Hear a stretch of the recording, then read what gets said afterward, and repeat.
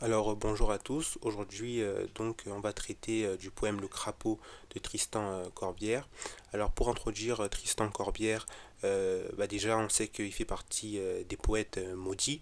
En effet, ça a été un poète marginal à la santé précaire. Il est mort à seulement 29 ans à cause de la tuberculose. Il va écrire contre les courants littéraires de son temps, que ce soit le le romantisme ou encore le Parnasse. Et donc Le Crapaud, c'est un de ses poèmes tirés du recueil Les Amours jaunes, paru en 1873. Et d'ailleurs, son titre Les Amours jaunes évoque une atmosphère parodique et grinçante. Alors ce texte, donc Le Crapaud, c'est un sonnet inversé en deux tercets puis deux quatrains. Tristan Corbière va cultiver la laideur et la disharmonie. Il va faire de cette antiforme un art. Le poème de plus ne s'inscrit dans aucun mouvement littéraire. Alors je vais entamer la lecture. Le Crapaud. Un chant dans une nuit sans air. La lune plaque en métal clair les découpures du verre sombre. Un chant, comme un écho, tout vif, enterré, là, sous le massif. Ça se tait, viens, c'est là, dans l'ombre. Un crapaud, pourquoi cette peur? Près de moi, ton soldat fidèle. Vois-le, poète tondu, sans aile. Rossignol de la boue, horreur, il chante, horreur, horreur pourquoi? Vois-tu pas son œil de lumière? Non, il s'en va, froid, sous sa pierre. Bonsoir, ce crapaud-là, c'est moi.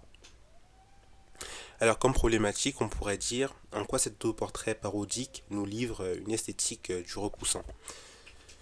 Alors de la ligne 1 à la ligne 6, on va donc traiter de la description mystérieuse et dissonante du paysage.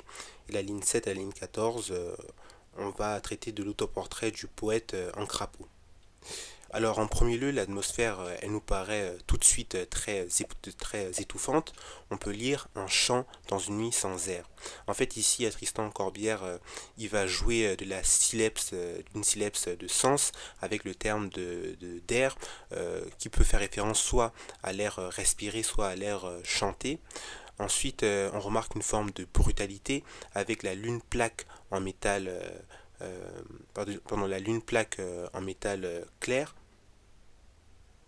Donc déjà il y a la littération, il y a la littération en K, et puis plus loin on peut lire les découpures du vers sombre, et donc cette allitération en K assez forte et le mot également métal tue ici le naturel. La nature même nous paraît rigide, on semble presque même dans un contexte industriel.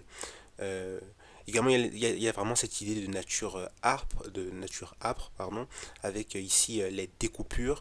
Ici, la nature n'est plus verte, n'est plus harmonieuse, vivifiante, mais elle découpe. Il y a même une invitation de Tristan Corbière à ce qu'on explore les profondeurs de cette nature avec vient, qui est ici à l'impératif et suivi de dans l'ombre. Donc dans cette première partie, Christian Corbière il va user du suspense, il va éveiller notre imagination à la description d'un paysage déjà très étouffant. Alors puis dans la deuxième partie, Tristan Corbière il va directement introduire la laideur avec un crapaud. Et donc il introduit le crapaud, mais finalement il a déjà gâché la surprise dès le début parce que le crapaud c'est donc le titre du livre. Mais même si cette surprise elle semble gâchée, finalement il y a quand même l'idée d'un nouvel interlocuteur avec le tiret au tout début. Il y a même l'idée un peu plus loin d'un poète chevalier servant avec ton soldat fidèle qui a un emprunt parodique au répertoire médiéval. Et Tristan Corbière va commencer son auto-flagellation avec Rossignol de la boue, qui est ici donc une oxymore, et donc lui donne une image très dégradante. Puis on peut voir, puis on peut lire son œil de lumière qui tend ici au lyrisme, donc une forme de beauté plus traditionnelle.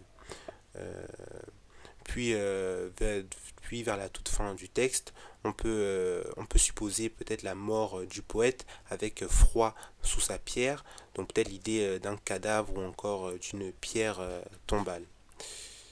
Euh, Puis on remarque la fin de l'entretien avec l'interjection bonsoir.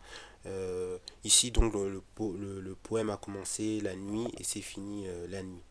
Donc pour conclure, Tristan Corbière il va user de l'autodérision, il va se présenter comme incapable d'élévation, piégé dans sa solitude et dans sa mélancolie. Ainsi, Tristan Corbière, malade et souffrant, va décider d'en rire. Il va réussir à concevoir l'esthétique de la leader qui refuse toute beauté lyrique traditionnelle. Alors bonjour à tous, aujourd'hui je vais traiter du poème Vénus Anadyomène d'Arthur Rimbaud.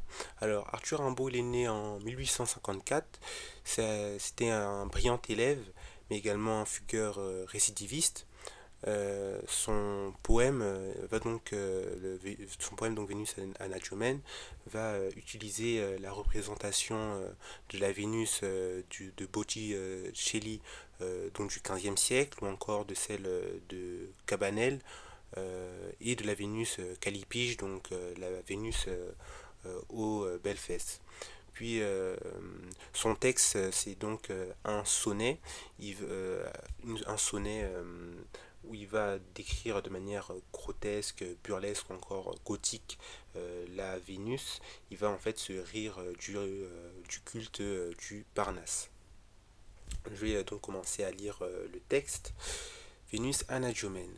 Comme d'un cercueil vert en fer blanc, une tête de femme à cheveux brun fortement pommadé, d'une vieille baignoire émerge lente et bête, avec des déficits assez mal ravaudés. Puis le col gras et gris, les larges omoplates qui saillent, le dos qui court et qui rentre et qui ressort, puis les rondeurs des reins qui sans prendre l'essor. La graisse sous la peau paraît en feuilles plates, l'échine est un peu rouge, le tout sent un goût horrible étrangement. On remarque surtout des singularités qu'il faut voir à la loupe. Les reins portent de mots gravés, Clara, Vénus, et tout ce corps remue étend sa large croupe, belle hideusement d'un ulcère à l'anus. Alors, comme problématique, on pourrait choisir en quoi Rimbaud peint un renversement de la beauté traditionnelle de la naissance de Vénus. Alors, de la ligne 1 à 8, on va traiter du surgissement animé d'une figure monstrueuse. De la ligne 9 à 14, on va traiter de l'observation scrupuleuse et horrible de cette Vénus. Alors, en premier lieu, on peut remarquer un renversement du thème de la naissance avec l'évocation de la mort, quand on peut lire comme d'un cercueil vert en fer blanc. D'ailleurs, parce qu'on remarque fait une comparaison entre la baignoire et donc ce cercueil, ce qui montre que ici Rimbaud est engagé dans l'esthétique gothique. Puis également le fait que la couleur soit indécise, on peut lire donc un cercueil vert en fer blanc, où il y a l'idée de décrépitude, suivi d'un contre-rejet, une tête qui décapite tout simplement la Vénus.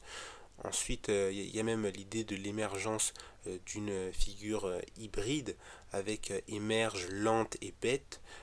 Déjà, il y a l'adjectif lent qui va donner de l'ampleur, suivi de bête qui apparaît comme ici comme une syllabe avec soit le sens de bête en tant que idiot, donc cette Vénus serait une corporéité infecte, ou alors le bête au sens tout simplement d'animal.